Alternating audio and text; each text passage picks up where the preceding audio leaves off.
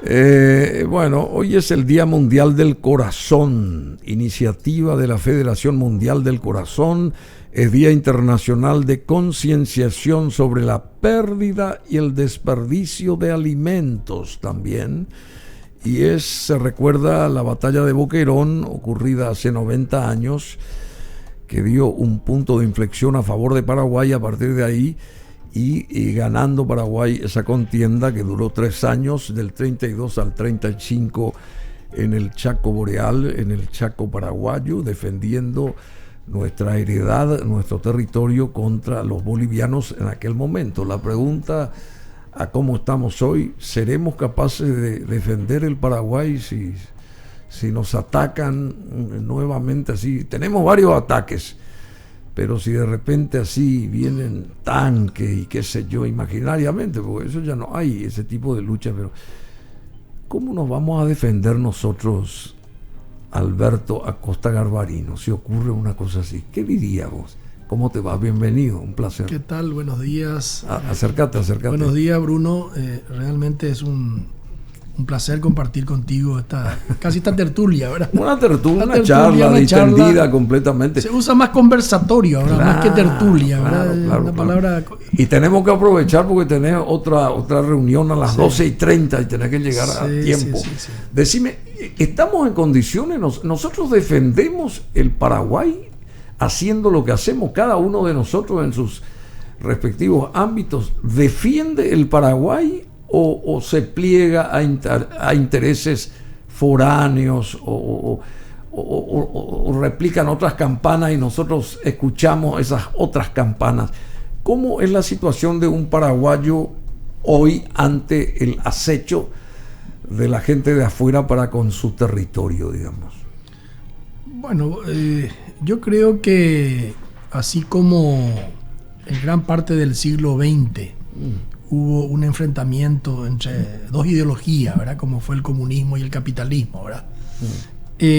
Yo creo que el conflicto del siglo XXI va a ser, o es ya, no es que va a ser, ya es ahora, entre el internacionalismo y el nacionalismo. Ese es el gran conflicto, ¿verdad? Porque por un lado el mundo se ha globalizado, después de la caída del muro de Berlín. Antes del muro de Berlín habían como dos bloques que no estaban integrados. A partir de la caída se produce una integración. También coincide ese proceso con una revolución tecnológica que permite estar comunicado en tiempo real con el mundo entero, ¿verdad? Permanentemente. Entonces eso hace que todo el mundo vea las mismas noticias. Esta imagen, por ejemplo, del domingo de la despedida de Roger Federer, tomado de la mano llorando con Nadal, eso se vio en todo el mundo, ¿verdad? Impresionante. En todo el mundo, ¿verdad? Entonces vemos las mismas noticias, leemos los mismos libros, usamos las mismas ropas, la misma moda, ¿verdad? Todo se ha ido globalizando en general, ¿verdad? Muchos llaman a eso la globalización, otros llaman la americanización, ¿verdad?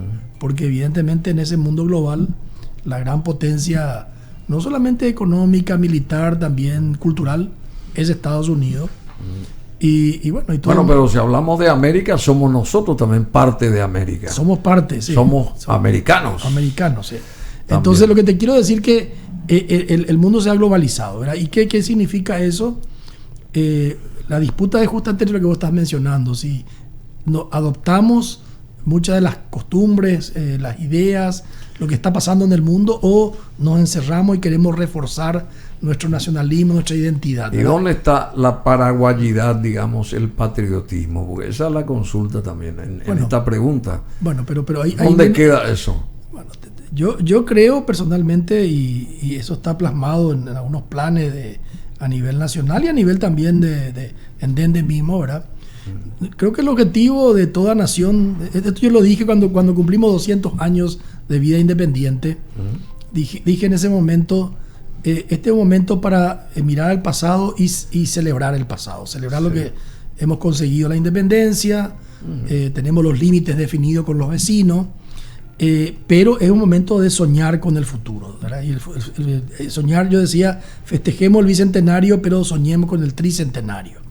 Y Paraguay es un país que, si uno sigue el orden de qué debe hacer una nación. Una especie de manual, ¿verdad? El primer paso es la independencia. Hasta hoy hay naciones que no consiguen su independencia. Taiwán, estamos hablando de Taiwán. Taiwán quiere ser independiente, ¿verdad? Palestina, los países, el País Vasco, Cataluña, ¿verdad? Podemos citar un montón de naciones que aún no han conseguido el primer paso de una nación, que es la independencia. Una que conseguí el primer paso, que es la independencia, viene el segundo problema, que son los límites con tu vecino. Está bien, yo te reconozco a vos como independiente, pero vos estás en un territorio donde al lado tenés otros países. Tenemos que delimitar los límites. Delimitar los límites, ¿verdad? Es el segundo paso, ¿verdad? Y una que tenés delimitados los límites, el tercer paso es el progreso, el prestigio en la comunidad de naciones. Paraguay, el primer paso lo hizo con aislamiento, el segundo paso lo hizo con guerra de exterminio prácticamente, con mucha... Entonces nosotros hemos conseguido en esos 200 años los dos primeros pasos. El tercer paso es el desarrollo del Paraguay, ¿verdad? Y en ese desarrollo... ¿Y ahora en qué fase estamos? Ese desarrollo es absolutamente imposible sin una integración inteligente al mundo. La palabra que le agrego es integración inteligente, ¿verdad? Donde hay que encontrar esa sintonía fina, esa síntesis entre integrarnos al mundo, pero mantener las raíces y nuestra identidad. Bueno, vino acá el gobernador del Alto Paraná y no sé si dolido, no es dolido, porque ya pasó eso, quedó como una anécdota. Se encontraron los presidentes de Paraguay y Brasil, ahí los presidentes Mario Abdo y Bolsonaro en ese puente que se unió allá en la región de Alto Paraná, donde él es la cabeza. Y a ese acto no fue él invitado porque era colorado de otro rebaño, digamos. ¿A vos te parece lógico eso? No, creo que es, en el mejor de los casos, o sea, es una falta de respeto, tal vez hasta un error del protocolo, ¿verdad? Un evento que se hace en un territorio determinado no puede desconocerse de las autoridades del lugar, ¿verdad? Claro. Ahí debería haber estado el gobernador de Alto Paraná, no sé si estuvo o no el gobernador de Paraná, que es del otro lado, el lado brasilero. Debería haber estado solamente el intendente de la zona ahí de Franco, de donde está el puente, ¿verdad? Claro que debería haber estado, y realmente creo que se han perdido un poco los códigos. Se perdieron los códigos. Los códigos en ese sentido. Bueno, estamos con este gran economista, administrador, Alberto Acosta Garbarino. Se lo conoce mucho más así, nombre de pila directo, Alberto Acosta Garbarino. Es presidente del directorio del Banco Familiar, SAECA, y también es director de la ASOBAN, que es la Asociación de Bancos del Paraguay, y preside la Fundación en Democracia, DENDE. Él es presidente de DENDE desde su fundación en el año 2004, y también es presidente de la Fundación Sonidos de la Tierra desde el año que se fundó en 1998, y él estuvo hasta el 2018, creo que, ¿verdad?, presidiendo Sonidos de la Tierra como presidente de esa fundación. Pero yo lo invité al querido amigo Alberto, porque también cursamos el mismo colegio. Él tiene un año más que yo nomás, pero eso no quiere decir que yo sea más joven, ¿verdad? Bueno, pero estuvimos en el Goethe, pero me llamó la atención esta columna, porque él también es periodista, es comunicador en este aspecto, se lee mucho. Su columna de opinión de Última Hora los días domingos, y el día domingo, y aparece esta columna que dice líderes o gerentes, que viene al caso de toda esta charla así informal, porque nos sentamos y empezamos a hablar, líderes o gerentes. Y él cuenta acá: la semana pasada tuvo la oportunidad de participar en una interesante reunión con el expresidente de Colombia, Iván Duque, que pasó por Asunción. En un momento de esa reunión, le pedí la opinión suya sobre la afirmación que hacen muchos analistas políticos latinoamericanos de que en nuestra región la derecha tiene gestión, pero no tiene relato, y la izquierda tiene relato, pero no gestión. ¿Por qué esto? Fantástica esta deducción. ¿Y cómo llegaste a esto? Bueno, la síntesis. Esa afirmación se repite bastante por algunos politólogos en América Latina. Y en todos estos gobiernos de izquierda que asumen ahora. Y sí, entonces claramente uno mira, por poner el ejemplo de acá Brasil, que está acá, estamos a 2 días, 3 días de una elección, ¿verdad? Me decían, el gobierno de Lula claramente tenía un relato. Relato quiere decir un mensaje que uno comunica, un mensaje sencillo, un mensaje que emociona. Ese es un punto importante. La emoción es fundamental. La política es emoción, ¿verdad? ¿No? Y yo menciono ahí una frase de un psicólogo. ¿De Churchill no es? No, una frase de un psicólogo argentino que es López Rossetti. Sí, López Rossetti. López Rossetti dice, es un libro que escribió sobre el tema. El ser humano no es una persona racional, es una persona que tiene emociones y que además razona.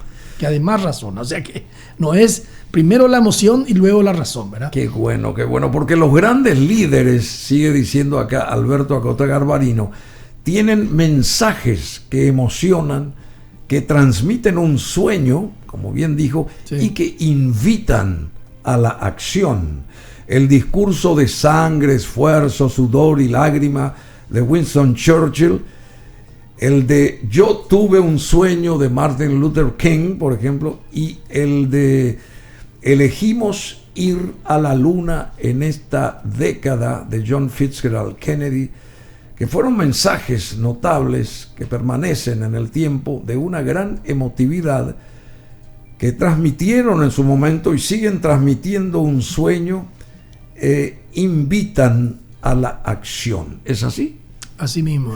Bueno, y cuando estuvo también John Fitzgerald Kennedy ante los berlineses, I'm a Berliner, yo soy un berlinés más. Ich bin ein Berliner. Muy bien, gracias por la cosa. Ich bin ein Berliner, yo soy un berlinés. Me da piel de gallina porque fue impresionante. Y la cámara de la televisión en blanco y negro en aquel momento, un primer close, un primer plano de John Fitzgerald Kennedy, joven, ante los berlineses que lo único que querían era volverse a unir entre ellos, las familias desunidas a través del muro de Berlín, ¿verdad? Muy interesante, líderes o gerentes. Esto quiero... acá está Daniel López Rossetti, el psicólogo, dijiste en su libro Emoción y Sentimientos, dice que los humanos no somos seres racionales, somos seres emocionales que razonan. Qué lindo. Por eso el líder es aquel que llega a la gente por la emoción, mientras que el gerente llega por la razón. Porque en algún momento también gente que pasó y que dirige grandes cooperativas, yo me acerco de repente y le hago este cuestionamiento, esta pregunta.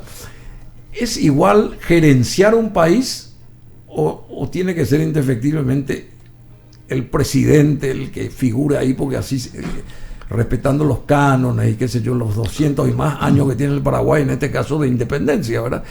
O con un gerente, si hace bien su trabajo, funciona bien el país. Si hace mal su trabajo, al año o a los 2 años se lo cambia, viene otro gerente y sigue todo igual. ¿Eso es más o menos lo que vos querés dar a conocer acá? Más o menos. Yo desde hace mucho tiempo, yo estoy en 2 ambientes generalmente. Estoy en el mundo empresarial, estoy en el banco, estoy en empresas, ¿verdad? Y estoy en la sociedad civil, estoy en fundaciones. Y puse ahí en el artículo también de que yo noto que en la empresa hay un exceso de gerenciamiento. Todo el mundo habla del plan estratégico, del presupuesto, de los controles, de la auditoría, en fin, todo es gerenciamiento y falta la emoción, falta el liderazgo normalmente, ¿verdad? En la empresa hay exceso de gerenciamiento y falta de liderazgo. Y en la sociedad civil, donde uno va y ve a líderes sociales, la mayoría son líderes, hay mucha emoción, son líderes, pero le falta la estructura de gerenciamiento, ¿verdad? Apenas reciben unos fondos para hacer un proyecto, hay problemas de implementación del proyecto, no hay control de los fondos, o sea, falta gerenciamiento, y es al revés, ¿verdad? Entonces yo distingo un poco, hago mucha distinción en separar las dos cosas. Y te pongo un ejemplo que a mí se me ocurrió lo más práctico, lo más sencillo. ¿Qué ocurre cuando Argentina toma las Islas Malvinas? ¿qué hace Inglaterra? ¿Qué hace la líder Margaret Thatcher en ese momento? Thatcher define que vamos a recuperar la isla por las buenas o por las malas.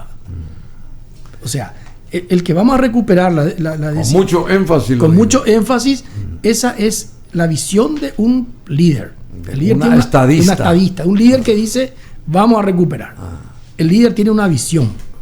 Ahora, después para recuperar, habla con los militares que hacen el plan para recuperar. Hay que ir con portaaviones, hay que ir con submarinos, hay que ver la logística de cómo...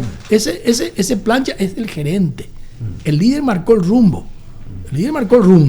El gerente hace el plan para llegar a ese rumbo, ¿verdad? A ese camino.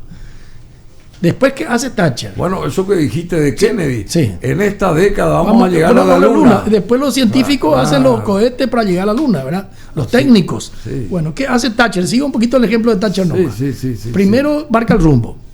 Los militares hacen los planes para recuperar la isla, ¿verdad? Después, ella, ¿qué hace? Comunica al Parlamento, consigue los apoyos políticos para que el Parlamento británico apoye la expedición para recuperar la isla. Sí. Habla con los medios de comunicación, le explica al pueblo británico por qué recuperar la isla. Habla con Reagan, con Estados Unidos, para conseguir apoyo internacional y apoyo logístico de Estados Unidos. Bueno, un líder marca el rumbo, un líder consigue los apoyos políticos, y el gerente, el técnico, el militar hizo el plan, ¿verdad? Después se ve cómo se financia ese plan, los detalles de la implementación del plan. Entonces, hay que separar los dos roles. No es que requerimos ambos roles para que funcione bien. Pero el presidente básicamente es el líder, no es el gerente. El gerente son los ministros, puede haber un jefe de gabinete que sea el que coordine esas cosas. Dependiendo del tema, a lo mejor los militares, dependiendo del tema puede ser el Ministerio de Hacienda. Esos son los técnicos. Entonces, lo que uno ve en general en nuestro país ahora específicamente, por ejemplo, y eso se habló con Mario Abdo en su momento, y él reconoció de que a él le faltó comunicación. Que él se dedicó a gestionar.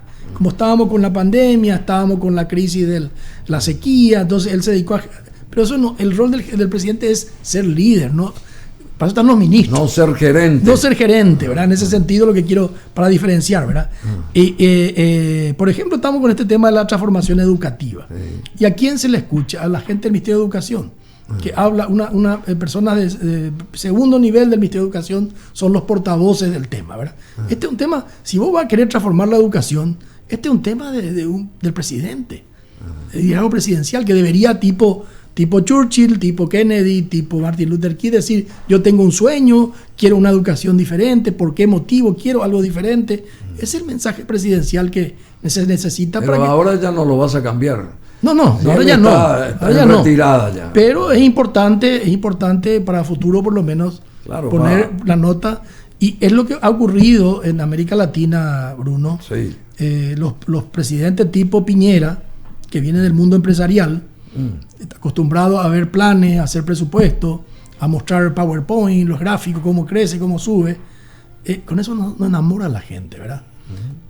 Duque mismo, él reconoció en esa entrevista que tuvimos con él que él es un gestor, era un gerente, que él estudió inclusive gerencia pública en Georgetown, Estados Unidos, y trabajó en el BID.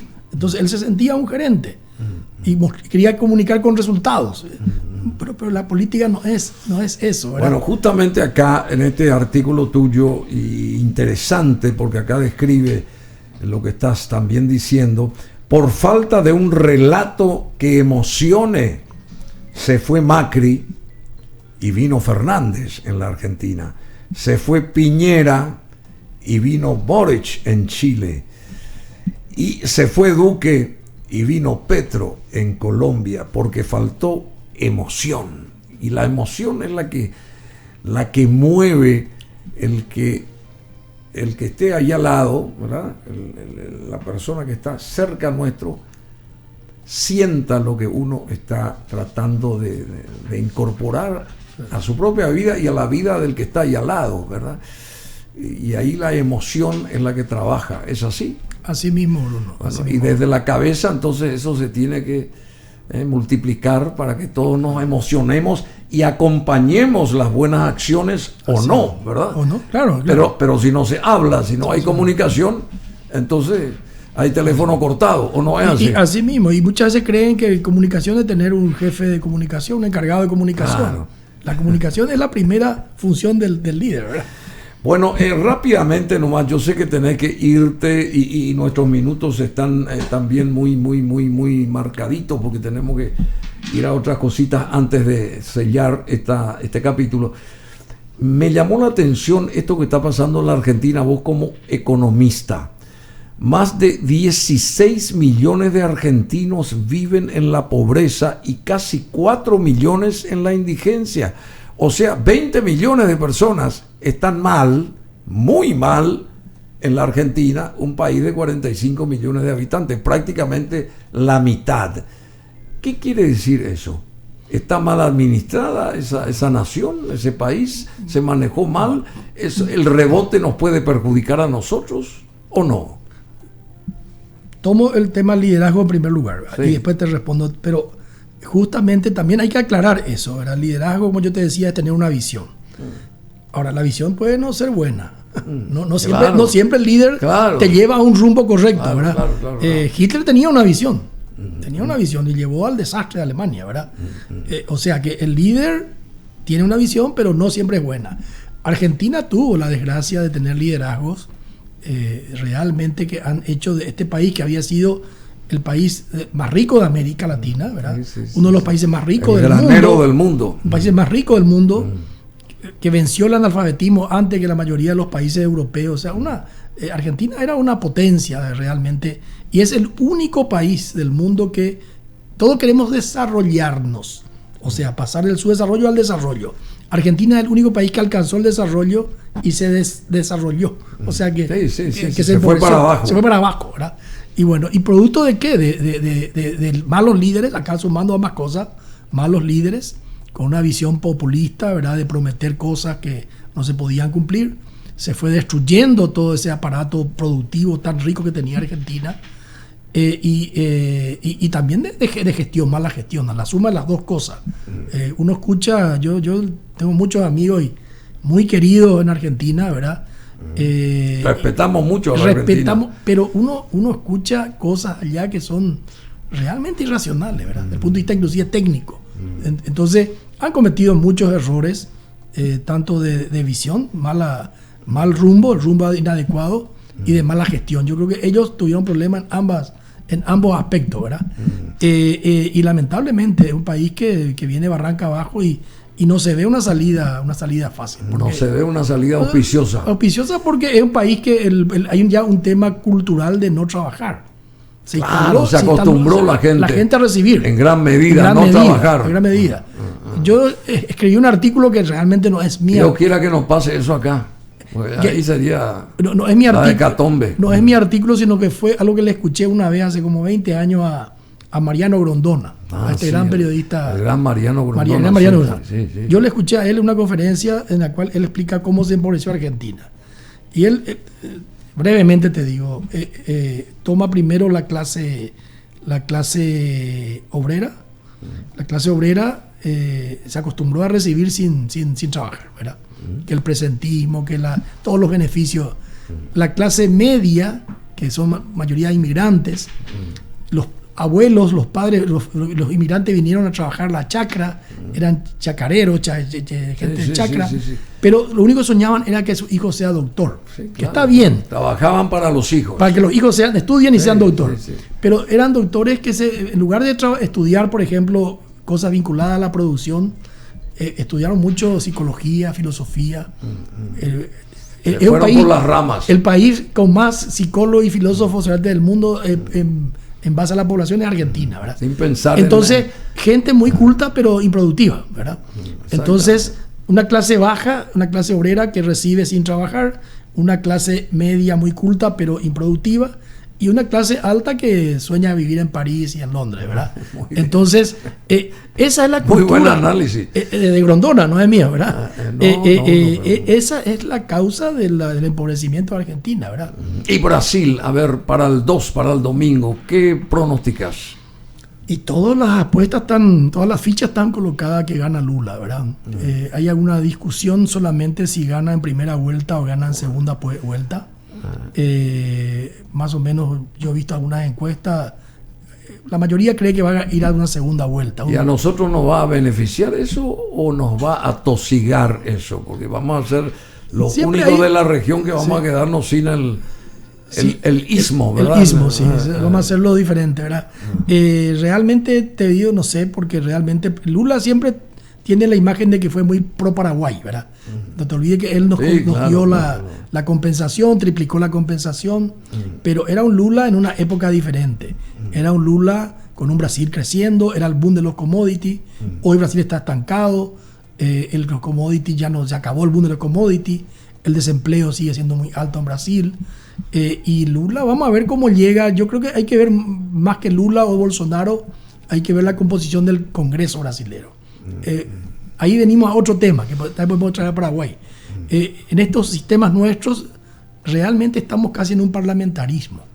El poder del parlamento en Brasil es muy grande. No te olvides que ya destituyó a 2 presidentes. Entonces, Lula va a llegar, si gana, vamos a ver qué mayoría tiene en el Congreso.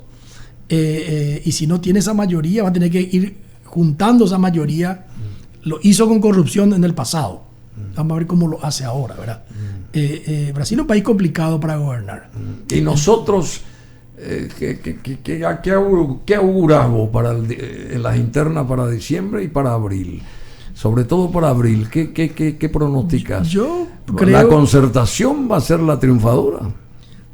No sé, hay mucho descontento con la actual gestión. ¿Y amplío más la concertación o los que están fuera de la concertación pero son opositores al Partido Colorado? Y vamos a ver, acá hay como 2 cosas que van contrapuestas, ¿verdad? Por un lado, hay un descontento, ¿verdad? Con toda esta corrupción, con todos estos escándalos de corrupción que van saliendo. Pero, por otro lado, sabemos que hay una maquinaria poderosa, una maquinaria enorme que tiene el Partido Colorado, con lo cual cuando la única vez que ganó la oposición se dieron 2 elementos, ¿verdad? Se dividió el Partido Colorado y se unió la oposición. Si no se dan esas 2 cosas, yo creo que va a ser muy difícil que no gane un Colorado, ¿verdad? Superar a Santiago Peña. Y así como dan las encuestas, sí, así sería. Bueno, querido Alberto Acosta Garbarino, muchísimas gracias. Interesante, así totalmente salió de la galera esta conversación, pero honesta, sincera y realista también. Así que muchísimas gracias, te deseamos todo el éxito del mundo. Seguí escribiendo muy bien, te leemos siempre. Gracias, Bruno. Y también siendo como sos y bueno, estar formando parte de todas estas fundaciones que también hacen a la vida cotidiana nuestra y nos mueve los intereses porque el Paraguay logre trascender en todas las esferas.